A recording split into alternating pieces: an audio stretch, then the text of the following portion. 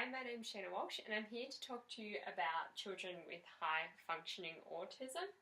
So first we're just going to have a look at the definition for high functioning autism.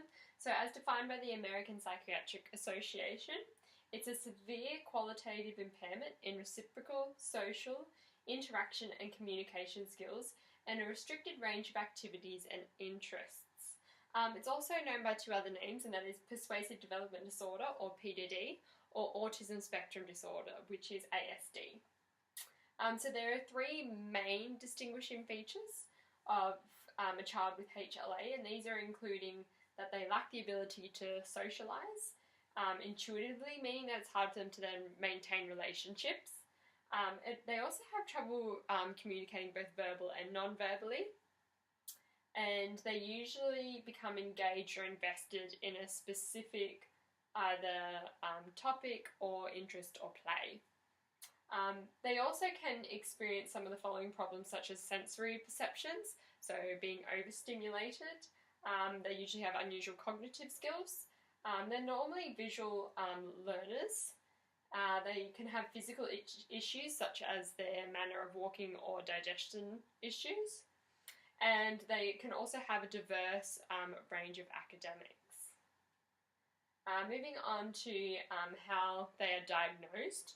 So getting an early diagnosis is the best way, so getting onto it sooner rather than later, because this will help to reduce the symptoms, which will then improve the quality of life for both the child and for the parents. So there's actually no formal medical test. The diagnosis is given based on observations of how the child talks and how they interact with others. And then they compare this to children of the same age. Some red flags that both parents and teachers need to be aware of is that the child could be not responding to their name by 12 months. They may not be pointing at objects or showing any interest in anything. They may not play pretend games. They avoid eye contact and prefer to be on their own. They'll get upset by minor things, and they'll show that they're upset by flapping their hands or rocking or moving their body or spinning in circles. They also have unusual and sometimes intense reactions to things. So even if it's a small minor thing, they might have quite intense reactions, and it's usually to small things in a change of the five senses. So if there's a change in smell or sight or sound, so these will disrupt their rhythm. The DSM-5 is a diagnostic criteria that is used by healthcare providers, and it's a standard reference for them, and it helps to diagnose both mental and behavioural conditions, and now autism is included on that criteria. Tony Atwood just did a breakdown of some of the identifiable features of HFA, and he broke it down into a number, and then there are subcategories of each. And not all children with autism will display all of these characteristics. They might display some, while other children will display others. So they'll usually have a social impairment, so it could be something to do with difficulty interpreting, or it could be indifference to peers. They might have a narrow interest, so they might be just particularly focused on something, so they might latch onto the ideas of space, or onto soccer, or onto farming. It may even be something as small as they could latch onto power poles. So there's a range of interests that they could latch onto. They also have a compulsive need to maintain routines and interests, so they don't like change. So having that constant routine is comforting to them. They might have speech and language irregularities, so they could have a delayed speech. They might have peculiar voice characteristics. They also have non-verbal communication, so they have a limited amount of gestures. So how I'm using my arms, they may not use their arms at all in gestures, or they may have limited facial expressions. They might also have a motor clumsiness, which means that they might have a poor performance in a neurodevelopmental test. So those are just some of the characteristics, and every child is different and they will display different characteristics. So it's important to be aware of all of them so you can really focus on what that child's needs are. So now the autism umbrella covers 5 different syndromes. So there used to be all different ones, and there used to be lots of different forms of it, but they've all been subcategorized into now the autism spectrum disorder. So we have the classic syndrome, we have Rett syndrome, childhood disintegrative disorder, which is also known as CDD, and then we have persuasive developmental disorder, not otherwise specified, which is PDS-NOS. And we also have Asperger's syndrome, which a lot of people might be aware of and not know that now falls under the autism spectrum disorder. So they're now, because there are so many different disorders that now fall under the bubble of autism, it's very broad and every child will be different. So every disorder is different and every child is then also different.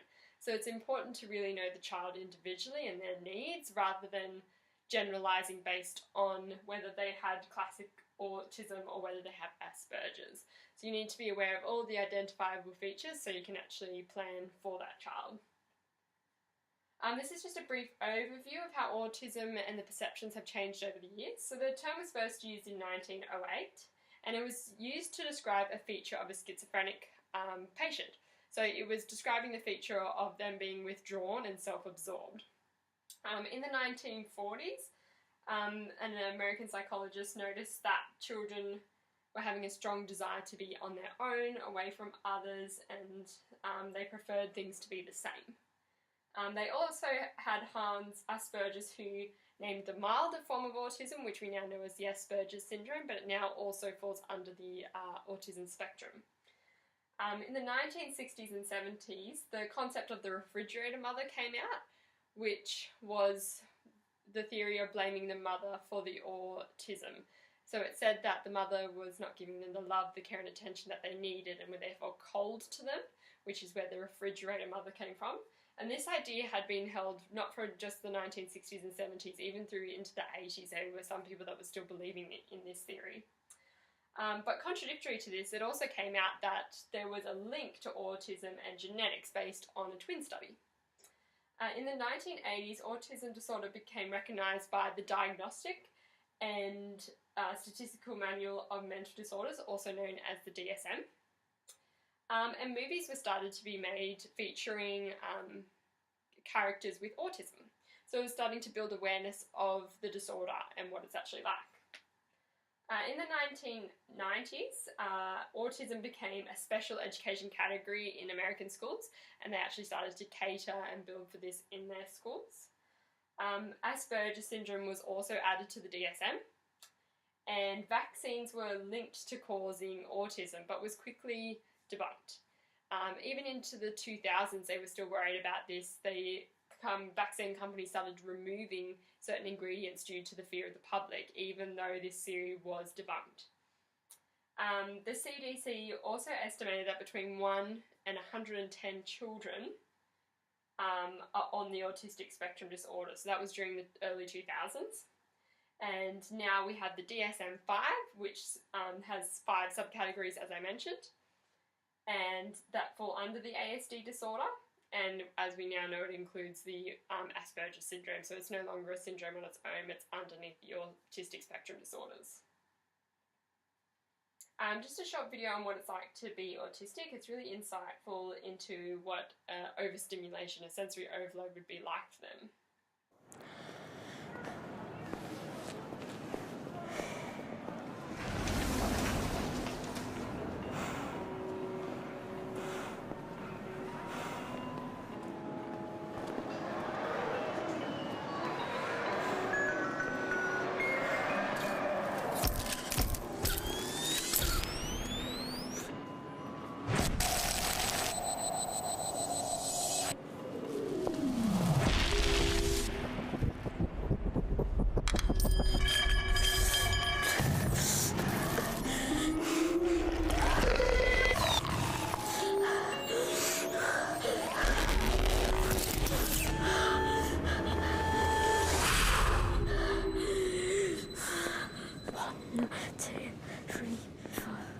Six, 7, 8, 9. Take my hand.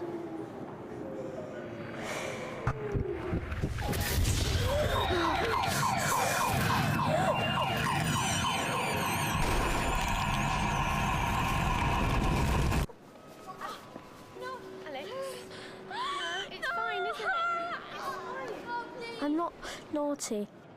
I'm autistic. And I just get too much information.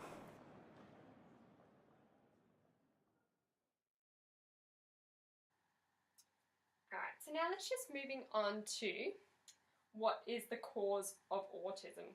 Conclusively, we don't actually know the actual cause of autism, but it is believed that it could be affected by the environment and also genetics. What we do know is that the brain of a child with autism functions differently. We know that the intake of information differs, meaning that as teachers we need to factor in this when we're planning our lessons. And you need to know that student in particular. As I said, there's lots of features to them. You need to know them and you need to know how they learn in order for them to intake that information in the best way possible.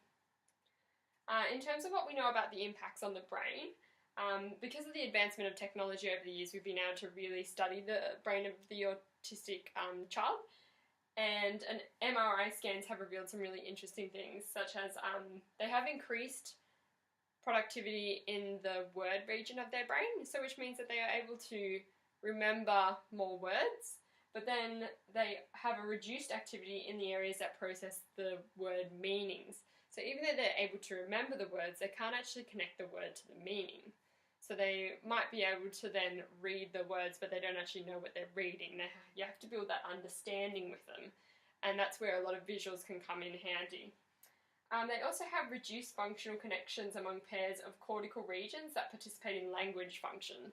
So this is what we know affects the way that they talk and the way that they communicate. So some of those connections just haven't quite lined up, and so they're then lacking that ability to use language. Which then means that they have reduced synchrony between the activity of the region pairs, so not only do they not line up properly, they don't work together properly. And recently we've also discovered that they have an enlarged amygdala, which is the part of the brain responsible for processing emotions. So as we know that the children with HFA can experience really high emotion swings, and they can go very angry to anxious, and when they have those overload and those meltdowns, they can experience some really quite intense emotions, so which is why the amygdala is quite big. We have to see this with people with depression and anxiety. So it's interesting to now see that enlargement in the autistic brain and seeing how those emotions are actually affecting their brain. So just moving on to some of the intellectual implications. So children with HFA may experience some intellectual problems with any of the following areas. They could experience problems with their attention, their memory, both short and long memory, their organisation, processing speed. They have those fixated interests, as I was saying, might be particularly interested in space. They might lack creativity, and they have concrete operational thinking. So a strategy for teachers to assist with these intellectual implications is to use direct instruction. So be really explicit with teaching specific skills to them.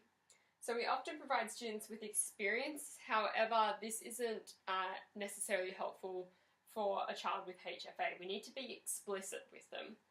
Also, use their area of interest to motivate them. If they're interested in space, make the reading giving them books about space, getting them to write stories of how they went to the moon. What is the maths that goes with space? So really integrating it across the KLAs in order to motivate them to want to participate in the learning. Some of the physical implications. So children with HFA may not always have physical development issues, but some of them that they could have include their manner of walking, their stances, their general clumsiness or tics, and digestion. So it is important to remember that as teachers we're not experts in this area. So if a child does have physical implications, you need to really work with the child's physical or occupational therapist, as they'll be able to give you some really great strategies in how you can actually help and assist that child in the classroom. In terms of the social implications, children with HFA may have difficulty in the following areas, such as understanding social behaviour, which then means that they're not quite sure how to behave appropriately in social situations. And they also have problem understanding and demonstrating those social skills, so communicating and then having a conversation. So it is understood that children with HFA exhibit a condition known as mind blindness, or also known as the lack of theory of mind, which means that they are unable to empathise with people. They can't understand someone else's thoughts and feelings, let alone their own. So they find it really difficult to read people. So a strategy to assist students with HFA social skills is the stay, play and talk concept. So it's just a 3-step method that you can teach the autistic child how to build a relationship, what we do when we're playing with people of our own age. So I'll just break that down for you. So the first step is stay. So the buddies stay in the same area, they take turns playing and they don't leave each other, they just randomly walk off. The second one is play. So the buddies share an activity, they might bring an activity to their buddy, or they might invite others to come and join their play. And then the last one is talk. So buddies talk about the same subject, they're interested in the same things. And when they've reached the end of that topic, then they might go on to another one. So this is just a short strategy that you could teach them of. This is what it's like to be a good friend, and this is how we are good friends in the playground. Some of the emotional implications. So there are a number of factors that can impact upon the emotional behaviour of a child with HFA. These include emotional regulation, sensory integration, weak central coherence, the theory of mind blindness or theory of mind, as I mentioned, and factors from other comorbid disorders such as ADD, OCD, NLD, depression or anxiety. So therefore, as teachers, we may experience some of the following behaviours in our classroom, such as irritability, tantrums, and repetitive behaviour. As I said, so they like that sameness, the change. So if you're noticing that they're exhibiting the same behaviour, they may not know that it's an appropriate behaviour, so letting them know about that.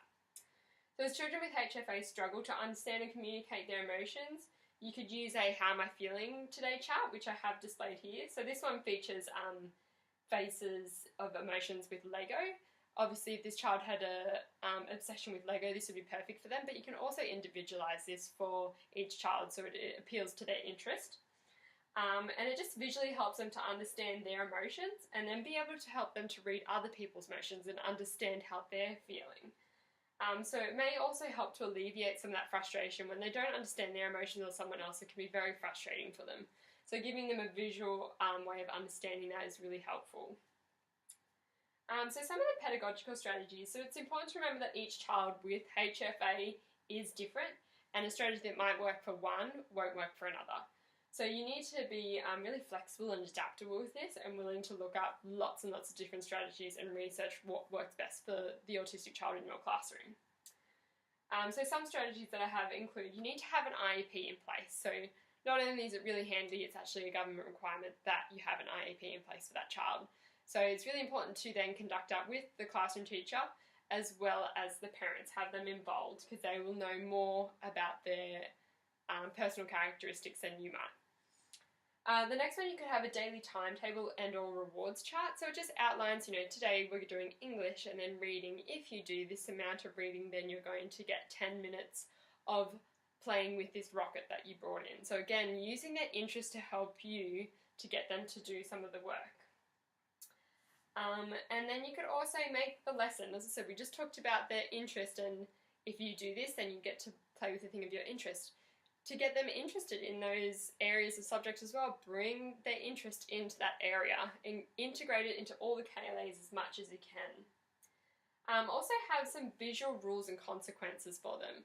Just because they might have the autistic spectrum disorder doesn't mean that they get special considerations. But it just may not mean that they don't quite understand the classroom rules. So you need to go about it in a different way, maybe showing it in a visual form.